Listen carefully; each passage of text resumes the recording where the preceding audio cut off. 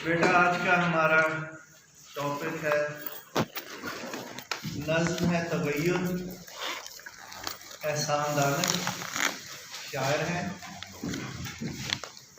इन्हें शायर इनकलाब भी कहा जाता है और मजदूरों का शायर भी कहा जाता है। 1914 से लेकर 1982 ये इनका दौरे हयात है।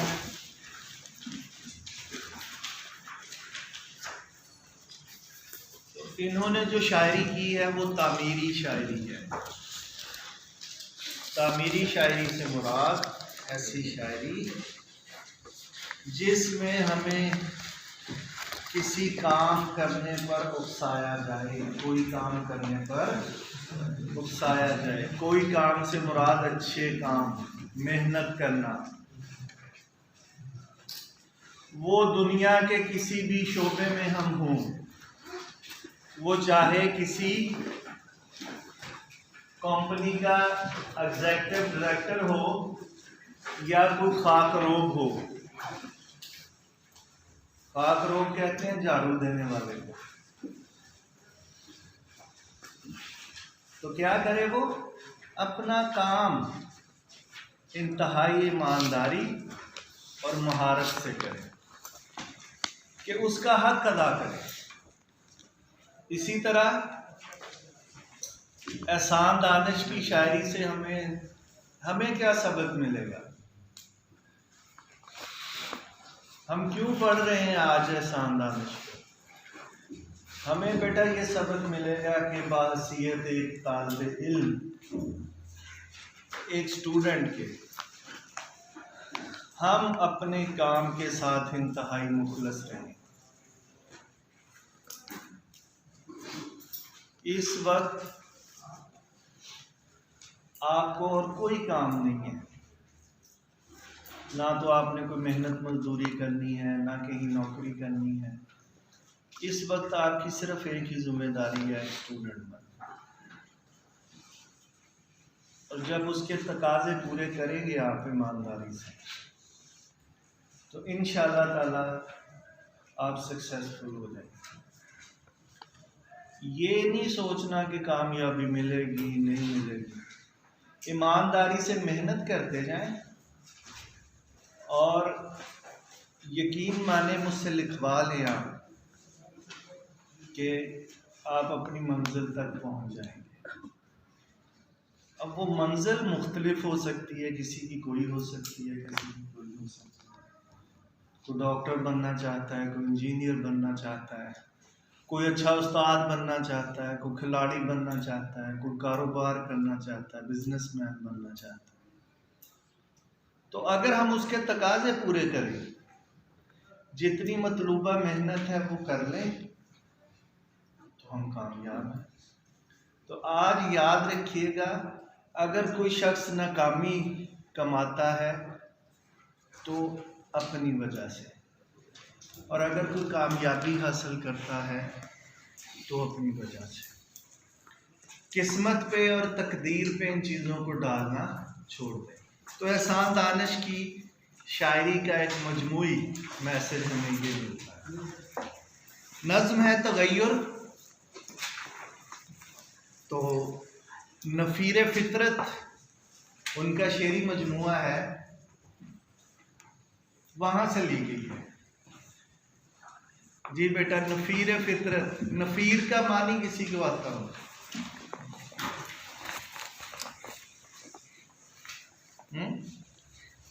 बांसुरी को कहते हैं फितरत। ये जो हमारे इर्द गिर्द का माहौल है जिसमें हम जिंदा हैं, जितने भी फितरत के अनासर हैं, ऑब्जेक्ट हैं, उनमें से एक इंसान है। ये फितरत की हर वक्त कोई ना कोई आवाज़ हमें आ रही है, जैसे बांसुरी में से सुर निकलता है और ये हमें कुछ ना कुछ समझाती रहती है। तो ये बहुत ही खूबसूरत उन्वान है उनके मजमूए का, नफ़ीर फितरत। जो फितरत की इस बांसुरी के सुरों को समझ लेता है, यानी फितरत की आवाज़ को समझ लेता है, वो कामयाब होता है। तो हर वक्त कोई ना कोई मैसेज हमें मिल रहा है। अपने माहौल से, अपने इर्द गिर्द से।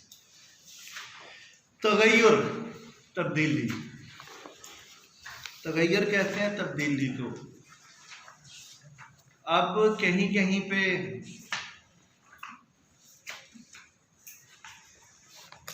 कुछ ऐसी बातें आएंगी जो यूनिवर्सल ट्रुथ है, आफाकी सच्चाइयाँ हैं। उन आफाकी सच्चाइयों में से एक आफाकी सच्चाई ये है तगय्युर, तब्दीली। कायनात की हर चीज बदल रही है और इसी तगय्युर में इंसान का इर्तिका और उसकी बका छुपी हुई है। जो चीज रुक गई, ठहर गई, समझ लें कि वो खत्म हो गई, जाया हो गई, मर गई। इल्लामा इकबाल का एक शेर है, आपने सुना होगा, बल्कि वो शेर भी नहीं लगता, इतना सादा सी बात है, अंदाज इतना सादा है, लेकिन बात उसमें बड़ी अहम है। चलने वाले निकल गए हैं, जो ठहरे जरा कुचल गए। तो जो चलता रहता है ज़माने की रौ के साथ साथ, वो तो एग्जिस्ट करता है, और जो ठहरता है वो पैरों तले रौंदा जाता है। अब इसको आप साइंस के स्टूडेंट हैं, बायोलॉजिकली भी देख लें। बायोलॉजिकली मसलन डार्विन की ये थ्योरी है, जो उसकी किताब है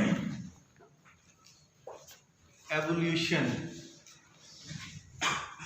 ऑफ स्पीशीज, इर्तिकाए अनवा। दुनिया में जितनी भी जानदारों की किस्में हैं, पौधों की किस्में हैं, उनका इर्तिका कैसे हुआ है, वो बनी कैसे। एवोल्यूशन, यहाँ तक वो कैसे पहुंची, आज का इंसान यहाँ तक। तो उसने एक फार्मूला निकाला, कुदरत का एक कोड, और वो है survival of the fittest. Survival of the fittest क्या है? जो कोई बदलते माहौल के साथ साथ बदल जाएगा, वो तो सरवाइव करेगा। सरवाइव के क्या मानी है? जिंदा रहना, बच जाना, बचे रहना। फिटेस्ट, जो जमाने के साथ कंपैटिबल होगा। आज मेरा ख्याल है कि IBM का जो एक कंप्यूटर था, शुरू में आता पर्सनल कंप्यूटर, पेंटियम वगैरह तो बाद में आए हैं, उसका कभी आपने यूज किया या कभी सोच भी रहे हो? पेंटियम 1, 4 वो आए, वो भी चले गए आज आपने, क्योंकि वो चीजें अपग्रेड हो रही हैं। उस जो वो पहले कंप्यूटर थे, उससे ज़्यादा कहीं आपके ये आम से मोबाइल अब तेज है। तो आपने कभी IBM का सोचा ही नहीं होगा कि कभी, लेकिन जब वो आया है तो बहुत बड़ी चीज़ लगता था। ये कितना, थोड़ी सी मेमोरी होती थी उसकी और थोड़े से काम कर सकता था, लेकिन आज के कंप्यूटर के सामने उसकी क्या हैसियत है। लेकिन अगर वो ना बनता तो आज यहाँ तक हम ना, वो भी एक स्टेप था, स्टेयर है ना, सीढ़ियाँ ऊपर जाती, उसका हर स्टेप अहम है। अगर वो ना होता, जो 1.5 से इस तरह से होते थे, तो आज हम यहाँ तक ना, सुपर कंप्यूटर तक ना पहुँचते। बहरहाल इसी तरह इंसान की डेवलपमेंट हुई है, इसी तरह दूसरी जो अनवा अक़साम की जानवर और पौधे हम इर्द गिर्द देखते हैं उनकी भी, लेकिन जिंदा वही रहा है जो बदलते माहौल के साथ बदल गया। मसलन उसकी मिसाल दी डार्विन ने। मिसाल क्या दी कि डायनासोर्स कितने बड़े जानवर थे, लेकिन वो वक्त के साथ बदले नहीं, दुनिया से खत्म हो गए इसका अंदाज। लेकिन एक छिपकली जो है वो आज भी चिपकी हुई है कहीं दीवार के साथ, कहीं छत के साथ। वो कहता है कि ये शायद डायनासोर्स की ही नस्ल हो, लेकिन ये ज़माने के साथ साथ इसने अपने आप को तब्दील किया और ये आज तक जिंदा है, अपनी सर्वाइवल की जंग लड़ रही है। तो हम सब इंसान भी अपने इर्तिका की, अपने सर्वाइवल की, बका की जंग लड़ते हैं, और इसी तब्दीली का नाम जिंदगी है। अबू अली सीना ने कहा था, जहाँ पे हरकत नहीं है वहाँ पे वक्त नहीं है। हरकत है तो वक्त है। हरकत को रोक दें अगर किसी तरह से तो टाइम रुक जाएगा। एक पत्थर है पड़ा हुआ है सदियों से रास्ते में, पत्थर ही है। तो इसलिए अब इस अगली बात सिर्फ ये कि ये तब्दीली मुस्बत होनी चाहिए, मनफी नहीं होनी चाहिए। तो आज हम ये सबक, ये लेसन सीखेंगे एहसान दाना साहब से कि जो मुस्बत तब्दीली है वो कायनात के लिए कितनी ज़रूरी है, और सबसे पहले वो मेरे लिए ज़रूरी है। ये जितनी बातें मैं आपसे करूँगा शायर के तवज्जुह से, ये मत समझिएगा कि ये मेरे साथ वाले के लिए है। बस सिर्फ एक बात समझ लीजिएगा, ये मेरे लिए है। और जो समझेगा ये बात मेरे लिए है, आखिर में भलाई भी उसी की होगी। ए हमनशी कलाम मेरा ला कलाम है, सुन जिंदगी तगय्युर पहम का नाम है। रातों को है सहर की तजल्ली का इंतज़ार, है हर सदा फराके खामोशी में बेकरार। सूए ख़ज़ां बहारे गुलिस्तान रवाना है, हर वर्ग का सकूत सरापा फसाना है। ए हमनशी है मेरे दोस्त, ए मेरे हम कलाम, मैं जिससे गुफ्तगू कर रहा हूं।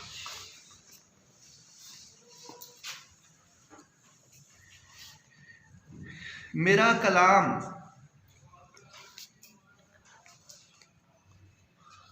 ला कलाम है। कलाम बेटा कहते हैं गुफ्तगू को। इंसान को हैवान नातक भी कहा जाता है। हैवान नातक कि ये बोल सकता है। कोई दुनिया का और हैवान आपने नहीं देखा होगा जो हमारी तरह वो बोलता है, तो हैवान नातक है। तो ये मेरा जो कलाम है, ये जो मैं बात तुमसे कहने लगा हूँ, ये ला कलाम है। इसमें शक व शुबे की गुंजाइश नहीं। ये एक आफाकी सच्चाई है। आफाकी सच्चाई से मुराद क्या है? ये एक यूनिवर्सल ट्रुथ है।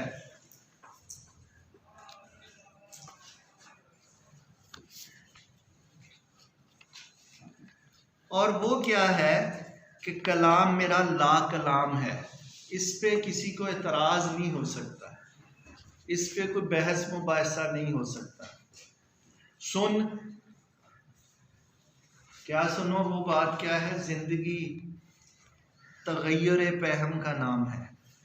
पहम बेटा कहते हैं मुसलसल को। अब तगय्युर पहम एक तरकीब बन गई। तगय्युर पहम से मुराद मुसलसल तब्दीली का अमल है। कॉलेज के गेट से लेके इस क्लासरूम तक आते आते मुझे नहीं मालूम कि मेरे बॉडी में कितनी तब्दीलियां आ चुकी हैं, कितने सेल्स मर चुके हैं और कितने नए बन चुके हैं। यही हम सबके साथ मामला है। तो अगर बॉडी की ये तब्दीलियां रुक जाएं तो जिस्म तो क्या कहेंगे, डेड हो गया, खत्म हो गया। समुंदर का पानी क्या किसने उसको लगाया हुआ है कि वो हिलता रहे? वो अगर हिले ना, रुक जाएगा, उसमें तो बदबू पैदा हो जाएगी, सड़ जाएगा, और सारी दुनिया जो है ये जमीन बदबू से भर जाएगी। कभी सोचा वो क्यों हिल रहा है? किसने उसको लगाया हुआ है इस काम? तो समुंदर का जो पानी है वो कोई जगह नहीं छोड़ता। अगर आपको लगे ना कि वो एक जगह से दूसरी, जैसे पेंडुलम है ना, एक ही एक मखसूस एरिया के अंदर वो हिलता रहता है, उससे बाद ऐसे पानी के ज़रात समुंदर में जो है मालिक्यूल, वो आगे पीछे होते रहते हैं लेकिन जगह नहीं छोड़ते। इसलिए कि अगर वो रुक जाएं, वो ये हरकत उनके अंदर ना हो, तो वो बदबूदार हो जाएंगे, गंदे हो जाएंगे, और हम जो है शायद एक लम्हा भी जी ना पाए, इतनी बदबू पैदा हो। और उसके लिए मैग्नेट कौन सा रख दिया ज़मीन से दूर? उसको कंट्रोल करने के लिए। आप साइंस के स्टूडेंट हैं, आपको मुझसे ज़्यादा पता हो। चांद, वो उसको कंट्रोल कर रहा है समुद्र में। आपने देखा होगा मद्दोजज़र इस्लाम भी हमने पढ़ी, इस्लामी मुसाबा, तब भी शायद मैंने आपसे ये मद्दोजज़र समुद्र के उतार चढ़ाव को कहते हैं, लहरों का ऊपर आना फिर वापस जाना। उसको कौन कंट्रोल कर रहा है? चांद कंट्रोल। ये बिला वजह नहीं है, ये मैग्नेट लगा हुआ। जैसे जैसे चांद की हरकत बदलती है तो लहरें कम होती हैं। जब चांद अपने पूरे होता है, जब जोबन पे तो लहरें बहुत ज़्यादा हो जाती, तो वो कंट्रोल कर रहा है उसको। तो इसलिए अगर इस कायनात की जो तरतीब है और तरकीब है उस पर गौर करें, जिस तरह से ये बनी हुई है तरकीब इसकी, तो बहुत कुछ हैरान कुन है हमारे। तो जिंदगी तगय्युर पहम का नाम है। जो रुक गया वो खत्म हो गया, वो कुचला गया।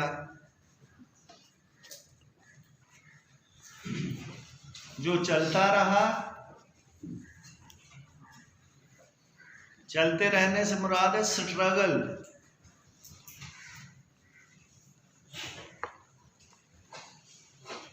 कोशिश,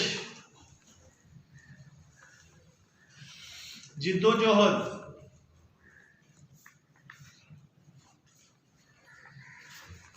तो वो कामयाब है, वो जिंदा है।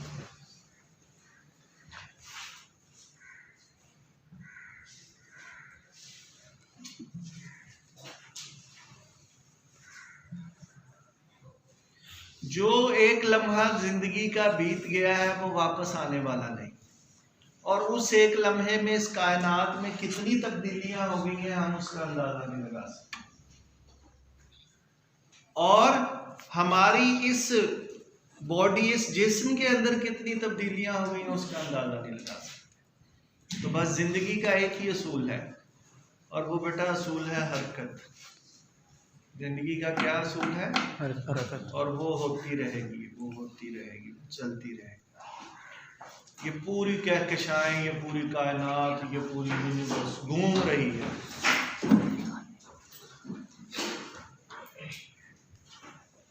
अच्छा, क्योंकि ये एक नज्म है तो एक ही बात का ख्याल का तसलसल है आगे। अब अगले शेर की तरफ आते हैं। रातों को है सहर की तजल्ली का इंतजार। अब जो बातें हम कर रहे हैं वही हैं आगे बयान हो रही। रात को इंतजार है, वो लम्हा लम्हा बीत रही है। जैसे आपने एक कैंडल मोमबत्ती जला दी है और वो लम्हा लम्हा पिघल रही है। रात को इंतजार है तजल्ली का। तजल्ली रोशनी को कहते हैं।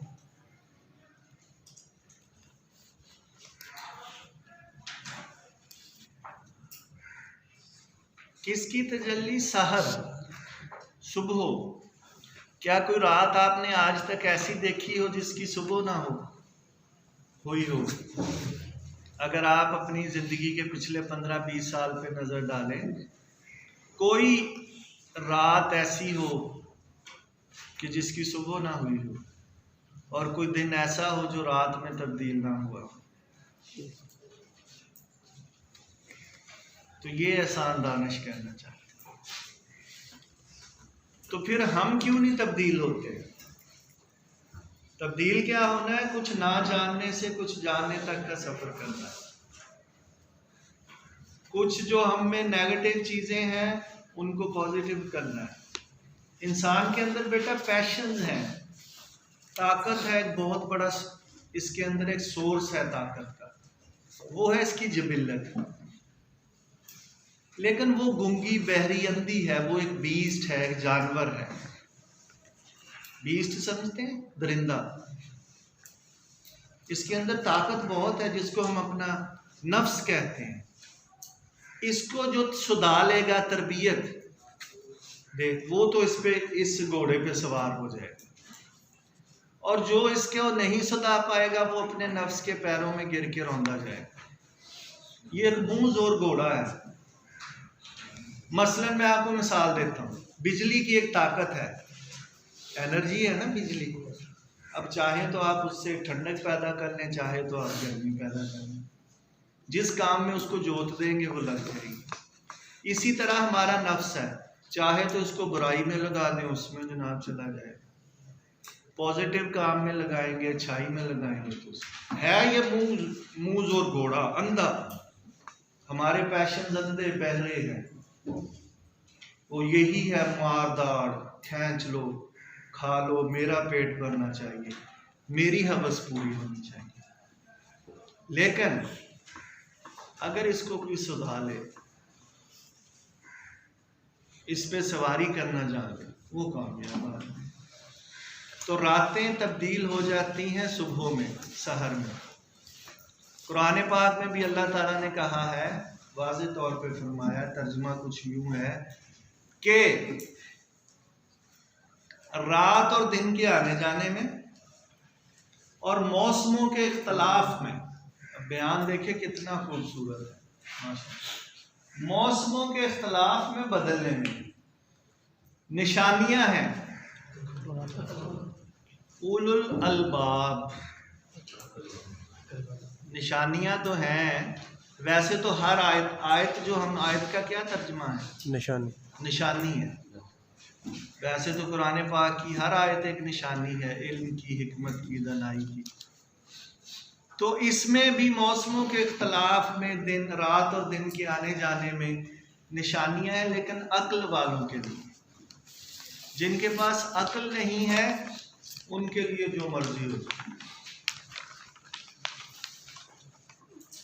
मसलन अक्ल के लिए मैं एक मिसाल देता हूँ कि एक आम आदमी में और एक अक्ल वाला सोचने समझने वाला, शऊर रखने वाला, उसमें क्या फ़र्क है?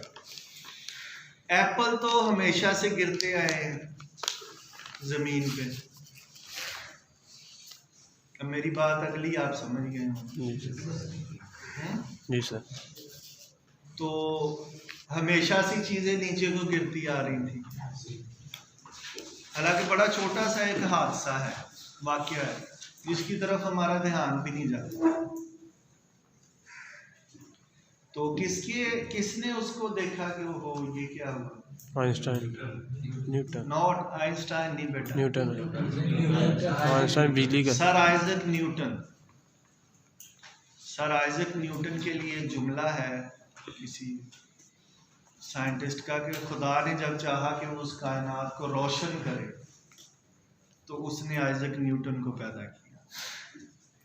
इतना बड़ा कंट्रीब्यूशन है साइंस के मैदान में आइजक न्यूटन। किस मैदान में? मैं साइंस की बात है। तो वो पता नहीं इसमें कितनी सदाकत है, अगर कहानी है तो भी कुछ ना कुछ तो गिरते देखा ना उसने। सेब नहीं होगा कुछ और, कि हर चीज़ ज़मीन की तरफ ही क्यों। अब उसने वहाँ से जहन में उसके आया कि ओहो, ये लगता है कि खींचती है, जैसे मकनातीस खींचता है ना दूसरी चीज़ को अपनी तरफ लोग। ये तो उसने ग्रेविटी को दरियाफ्त कर लिया। बनाई नहीं उसने, बनाई तो खुदा ने है, कुदरत ने है, लेकिन उसने क्या किया? दरियाफ्त कर लिया। ये है अक्ल वाले, सोचने वाले, इल्म रखने वाले। और अब एक बात और करके मैं आगे गुजरूंगा कि इंसान को जो तमाम मखलूक़ात पर फजीलत दी गई है कुरान पाक में, जो वाक़या है आदम के बनाने का, तख्लीक़ आदम का, और उसको सजदा करने, किस बुनियाद पर? अक्ल की नहीं, इल्म की बुनियाद। अगर आप सूरह बकरा में ये सारा वाक़या है, अगर उसकी तफसीर पढ़ें, तर्जुमा पढ़ें, तो फरिश्तों से कहा गया कि अल्लाह ताला ने कहा कि मैं एक मखलूक बनाने वाला। अच्छा, बना। कुछ फरिश्तों ने ये खदशा ज़ाहिर किया कि वो तो ज़मीन पे फसाद करेगा। तो खुदा ने कहा कि जो मैं जानता हूँ वो तुम नहीं जानते। फिर अल्लाह ने सिखाए आदम को कुछ नाम। किसने सिखाए? अल्लाह। और फिर फरिश्तों से पूछा, चीज़ों के बारे में वो नहीं बता सके। आदम से पूछा तो उसने बता दिया, और फिर कहा कि मैंने तुमसे कहा था ना कि जो मैं जानता हूँ वो तुम नहीं जानते।